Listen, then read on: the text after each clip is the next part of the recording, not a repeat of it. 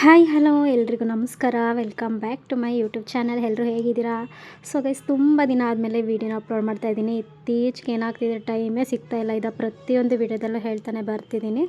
Time ಬೆಲೆ ಏನು ಅಂತ ನನಗೆ ಇವಾಗ ಅರ್ಥ ಆಗ್ತಾಯಿದೆ. ಒಂದೊಂದು ನಿಮಿಷನೂ ಎಷ್ಟು ಇಂಪಾರ್ಟೆಂಟ್ ನಮ್ಮ ಲೈಫಲ್ಲಿ ಅಂತ ಹೇಳ್ಬಿಟ್ಟು ಸಿಕ್ಕಾಪಟ್ಟೆ ಒಂದು ಟೈಮಲ್ಲಿ ತುಂಬಾ ಒಂದು ಟೈಮ್ ಅನ್ನೋದನ್ನ ವೇಸ್ಟ್ ಮಾಡಿಬಿಟ್ಟಿರ್ತೀವಿ. ಆದರೆ ಈ ಟೈಮಲ್ಲಿ ನಿಜ ಟೈಮ್ ವ್ಯಾಲ್ಯೂ ಏನು ಅಂತ ನನಗೆ ಇವಾಗ ಅರ್ಥ ಆಗ್ತಾ ಬರ್ತಿದೆ. ಸೊ ಏನು ಮಾಡೋಕ್ಕಾಗಲ್ಲ. ನಾನು ಇವಾಗಲೂ ಕೂಡ ಟೈಮ್ನ ಬೇರೆ ಕಡೆ ಎಲ್ಲೂ ಕೂಡ ವೇಸ್ಟ್ ಮಾಡಲಿಕ್ಕೆ ಹೋಗ್ತಿಲ್ಲ. ಸೊ ನಾನು ನನ್ನ ಕೆಲಸದ ಮೇಲೆ ಸ್ವಲ್ಪ ಬ್ಯುಸಿಯಲ್ಲಿದ್ದೀನಿ, ಹಾಗಾಗಿ ವೀಡಿಯೋನ ಅಪ್ಲೋಡ್ ಮಾಡಲಿಕ್ಕೆ ಆಗ್ತಿಲ್ಲ. ಓಕೆನಾ? ಸೊ ಆದಷ್ಟು ಬೇಗ ನಂದು ಏನಿರುತ್ತೆ, ನಂದು ಡೈಲಿ ರೊಟೀನ್ ಬಗ್ಗೆ ನಾನು ನಿಮ್ಮ ಹತ್ರ ಶೇರ್ ಮಾಡ್ಕೊತೀನಿ.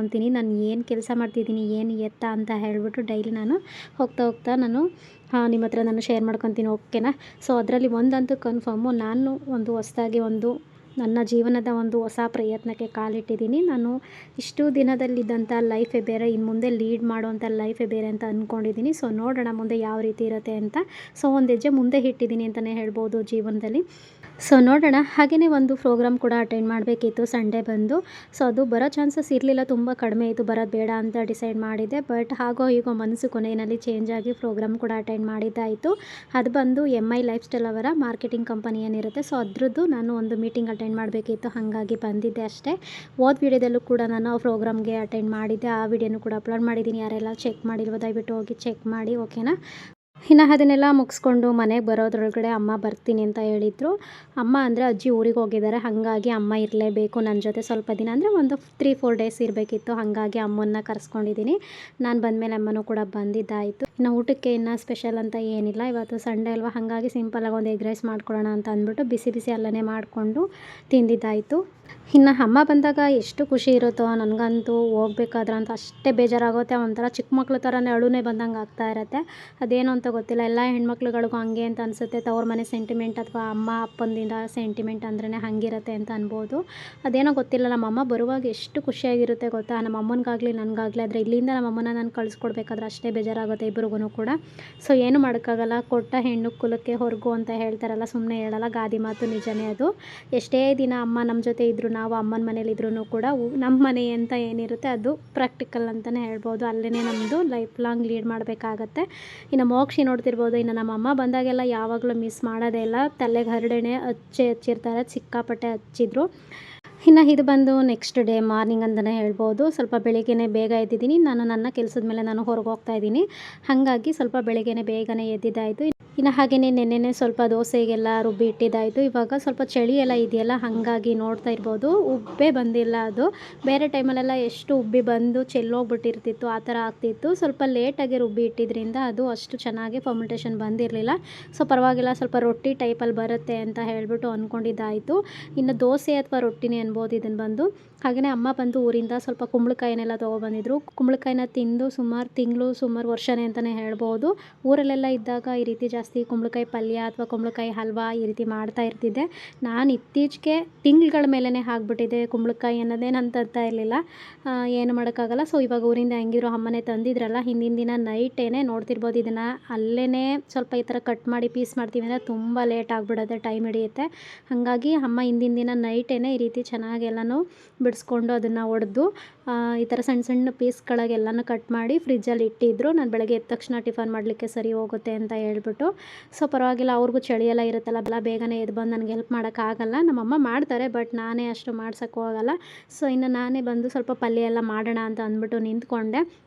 ಒಗ್ಗರಣೆಗೆಲ್ಲ ಹಾಕೋಣ ಅಂದ್ಬಿಟ್ಟು ಆಗ್ತಾಯಿದೆ. ಅಷ್ಟರಲ್ಲಿ ಅಮ್ಮನೂ ಕೂಡ ಎದ್ದು ಬಂದು ನಾನೇ ಮಾಡ್ತೀನಿ ಬಿಡು ಅಂದ್ಬಿಟ್ಟು ಅವರೇ ಸ್ಟಾರ್ಟ್ ಮಾಡಿದ್ರು.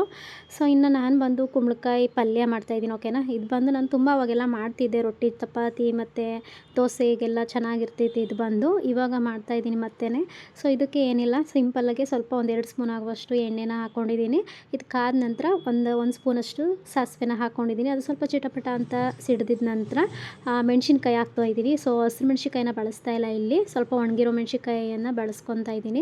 ಇದನ್ನೆಲ್ಲ ಹಾಕಿ ಸ್ವಲ್ಪ ಕರಿಬೇವನ್ನೆಲ್ಲ ಹಾಕಿದಾದಮೇಲೆ 1 ಕಪ್ ಆಗುವಷ್ಟು ಈರುಳ್ಳಿನ ಸಣ್ಣದಾಗಿ ಹಚ್ಚಿಟ್ಕೊಂಡು ಅದನ್ನು ಹಾಕ್ಬಿಟ್ಟು ಚೆನ್ನಾಗಿ ಎಣ್ಣೆನೇ ಅದು ಬೇಯಬೇಕು. ಈರುಳ್ಳಿ ಎಲ್ಲ ಬೆಂದಾದಮೇಲೆ ಸೊ ನೆಕ್ಸ್ಟ್ ಏನಿರುತ್ತೆ, ಕುಂಬಳಕಾಯಿದು ಏನಿರುತ್ತೆ ಅದನ್ನೆಲ್ಲ ಹಾಕಿ ರುಚಿಗೆ ಎಷ್ಟು ಬೇಕೋ ಅಷ್ಟು ಕೂಡ ನಾವು ಉಪ್ಪನ್ನು ಸೇರಿಸ್ಬಿಟ್ಟು ಕೊನೆಗೆ ಅದನ್ನು ಚೆನ್ನಾಗಿ ಮಿಕ್ಸ್ ಮಾಡ್ತಾ ಬರಬೇಕು. ಕುಂಬಳಕಾಯಿಗೆಲ್ಲ ಉಪ್ಪು ಚೆನ್ನಾಗಿ ಸೆಟ್ ಆಗಬೇಕು. ಇಲ್ಲಾಂದರೆ ಏನಾಗುತ್ತೆ, ಒಂದು ಕಡೆ ಎಲ್ಲ ಉಪ್ಪಿರುತ್ತೆ, ಒಂದು ಕಡೆ ಎಲ್ಲ ಸಪ್ಪೆ ಇರುತ್ತೆ, ಹಾಗಾಗ್ಬಿಡುತ್ತೆ. ಚೆನ್ನಾಗಿ ಎತ್ತಿ ಈ ರೀತಿ ಕುಕ್ಕರ್ನೇ ಹಿಡ್ಕೊಂಡು ನಾವು ಎತ್ತಿ ಕುಲುಕ್ತಾ ಬಂದರೆ ಎಲ್ಲ ಕಡೆಗೂ ಅದು ಸೆಟ್ ಆಗುತ್ತೆ. ಸೊ ಕುಂಬಳಕಾಯಿ ಜಾಸ್ತಿ ಆಯಿತು ಅಂತ ಅನ್ನಿಸ್ತು ನನಗೆ ಹಾಕಬೇಕಾದ್ರೆ. ನೋಡೋಣ ಅಂದ್ಬಿಟ್ಟು ಸ್ವಲ್ಪ ಅರ್ಧದಷ್ಟು ಹಾಕಿ ಇನ್ನರ್ಧದಷ್ಟು ಇಟ್ಕೊಂಡೆ. ಸೊ ಮಿಕ್ಸ್ ಮಾಡೋಣ ಅಂತ ಅಂದ್ಬಿಟ್ಟು ಮಿಕ್ಸ್ ಮಾಡ್ತಾ ಬರ್ತಾಯಿದ್ದೆ. ಅಷ್ಟರಲ್ಲಿ ಅಮ್ಮ ಎದ್ದು ಬಂದರು. ಸೊ ಅದು ಬೆಂದ ಮೇಲೆ ಸ್ವಲ್ಪನೇ ಆಗುತ್ತೆ, 2 ಟೈಮ್ಗೂ ಆಗುತ್ತೆ ಅಂತ ಅಂದ್ಬಿಟ್ಟು ಪೂರ್ತಿ ಹಾಕು, ಅದು ಬೆಂದೋದ್ಮೇಲೆ ಪೂರ್ತಿ ಸಿಷ್ಟೇ ಆಗೋದು ಪಲ್ಯ ಅಂತ ಹೇಳಿದ್ರು. ಸೊ ಆಯಿತು ಅಂತ ಅಂದ್ಬಿಟ್ಟು ಮತ್ತೆ ಎಲ್ಲನೂ ಹಾಕ್ಬಿಟ್ಟು ಮಿಕ್ಸ್ ಮಾಡ್ತಾಯಿದ್ದೆ. ಇನ್ನು ಅಮ್ಮ ಬಂದು ನಾನೇ ಮಾಡ್ತೀನಿ ಅಂತ ಅಂದ್ಬಿಟ್ಟು ಅವರೇ ಕೂಡ ನಿಂತ್ಕೊಂಡ್ರು. ಸೊ ಆಲ್ಮೋಸ್ಟ್ ಇಬ್ಬರು ಅರ್ಧ ಮಾಡಿದ್ದೀವಿ ಇದರಲ್ಲಿ ಅಂತಲೇ ಹೇಳ್ಬೋದು ಪಲ್ಯನ. ಈ ಪಂಪ್ಕಿನ್ನ ನೋಡಿದಾಗ ಜಾಸ್ತಿ ಈ ರೀತಿ ಪೀಸ್ಗಳು ಮಾಡ್ಕೊಂಡಾಗ ಬೇಗ ಬೇಯಲ್ವೇನೋ ಅಂತ ಅನಿಸುತ್ತೆ. ಎಷ್ಟು ಬೇಗ ಬೆಂದ್ಬಿಡುತ್ತೆ ಗೊತ್ತಾ, ಒಂದು 10 ನಿಮಿಷ ಸಾಕು. ಇದನ್ನು ಮೇಯ್ನ್ ಇದಕ್ಕೆ ಏನಂತ ಅಂದರೆ ಉಪ್ಪನ್ನು ಹಾಕ್ಬಿಟ್ಟು ಮಿಕ್ಸ್ ಮಾಡಬೇಕು. ಅದು ಉಪ್ಪನ್ನು ಹಾಕ್ಬಿಟ್ಟು ಲಿಡ್ಡನ್ನು ಕ್ಲೋಸ್ ಮಾಡಿಬಿಟ್ರೆ ಅಥವಾ ಯಾವ್ದಾದ್ರು ಒಂದು ಪ್ಲೇಟನ್ನು ಈ ರೀತಿ ಮೇಲೆ ಇಟ್ಟರೆ ಬೇಗನೆ ಬೆಂದೋಗ್ಬಿಡುತ್ತೆ. ಸೊ ಪರವಾಗಿಲ್ಲ, ಒಟ್ನಲ್ಲಿ ಚೆನ್ನಾಗಿರುತ್ತೆ. ರೊಟ್ಟಿ ಚಪಾತಿಗಂತೂ ಸಿಕ್ಕಾಪಟ್ಟೆ ಚೆನ್ನಾಗಿರುತ್ತೆ ಕುಂಬಳಕಾಯಿ ಪಲ್ಯ ಬಂದು. ಇನ್ನು ಅಮ್ಮ ಆಲ್ಮೋಸ್ಟ್ ಮಾಡ್ತಿದ್ದಾರೆ. ಈ ಥರ ನಮ್ಮ ಮನೆಗಳಿಗೆ ಬಂದಾಗೆಲ್ಲ ಅಮ್ಮ ಕೂತ್ಕೊಳ್ಳೋ ಸೀನೇ ಇಲ್ಲ, ಏನಾದರೂ ಮಾಡ್ತಾನೆ ಇರಬೇಕು. ನಾನು ಈ ರೀತಿ ಹೊರಗಡೆ ಹೋಗ್ತಿದ್ದೀನಲ್ವ ಇವಾಗ, ಇನ್ನು ನಾನು ಬರೋದ್ರೊಳಗಡೆ ಪೂರ್ತಿ ಎಲ್ಲ ಕೆಲಸನೂ ಮಾಡಿ ಅಡುಗೆನೂ ಕೂಡ ಮಾಡಿ ನಾನು ಬಂದ ತಕ್ಷಣ ಒಂದು ಲೋಟ ಸ್ಟ್ರಾಂಗ ಕಾಫಿನೂ ಕೂಡ ನನ್ನ ಮುಂದೆ ತಂದು ಇಟ್ಟಿರ್ತಾರೆ. ಸೊ ಆ ಥರ ಇವಾಗ ಚೇಂಜ್ ಆಗಿದೆ ನನ್ನ ಲೈಫ್ ಅಂತಲೇ ಹೇಳ್ಬೋದು.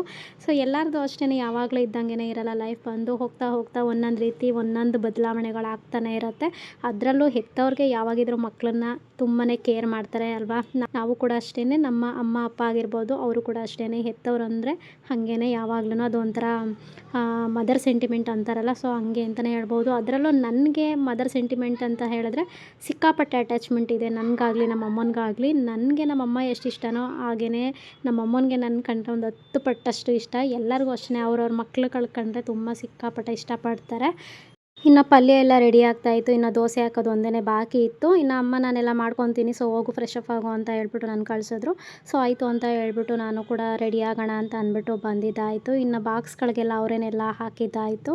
ಇನ್ನು ನಾನು ಕೂಡ ಬೆಳಗ್ಗೆ ಟಿಫನೆಲ್ಲ ಇಲ್ಲೇ ಮನೇಲೆ ಮುಗಿಸ್ಕೊಂಡು ಹೋಗೋದ್ರಿಂದ ಸಿಂಪಲಾಗಿ ತಿಂತೀನಿ. ಬೆಳಗ್ಗೆ ಟೈಮ್ ತಿನ್ನೋಕ್ಕಾಗಲ್ಲ, ಹಾಗಾಗಿ ಒಂದು ದೋಸೆ ಪಲ್ಯನ ಹಾಕ್ಕೊಂಡು ತಿಂದ್ಬಿಟ್ಟು ಸೊ ಹುಡುಗರು ಕೂಡ ರೆಡಿ ಆಗಿದ್ರು. ಸೊ ಇನ್ನು ಅಮ್ಮ ಇರ್ತಾರಲ್ಲ, ಸೊ ನಿಧಾನವಾಗಿ ಅವ್ರಿಗೆ ಇನ್ನೂ ಟೈಮ್ ಇರುತ್ತೆ, ಹಾಗಾಗಿ ಅವ್ರಿಗೆ ವ್ಯಾನ್ ಹತ್ರ ಡ್ರಾಪ್ ಮಾಡ್ತಾರೆ ಅಂತ ಹೇಳ್ಬಿಟ್ಟು ನಾನು ಕೂಡ ಹೊರಟಿದ್ದೀನಿ. ಸೊ ಹಾಗೆಯೇ ವಿಡಿಯೋನು ಕೂಡ ಎಂಡ್ ಮಾಡ್ತಾ ಇದ್ದೀನಿ. ವಿಡಿಯೋ ಇಷ್ಟ ಆಯಿತು ಅಂತ ಅಂದ್ಕೊತೀನಿ. ಇಷ್ಟ ಆದರೆ ಗೊತ್ತಲ್ವಾ, ಸೊ ಪ್ಲೀಸ್ ಬೇಗ ಹೋಗಿ ಸಬ್ಸ್ಕ್ರೈಬ್ ಮಾಡ್ಕೊಳ್ಳಿ ಚಾನಲ್ನ ಅಂತ ಹೇಳ್ತಾ, ಸೊ ಮತ್ತೆ ನಾನು ನಿಮಗೆ ಸಿಗ್ತೀನಿ. ಅಲ್ಲಿವರೆಗೂ ಕಾಯ್ತಾರಿ ಅಂತ ಹೇಳ್ತಾ thank you for watching. Bye.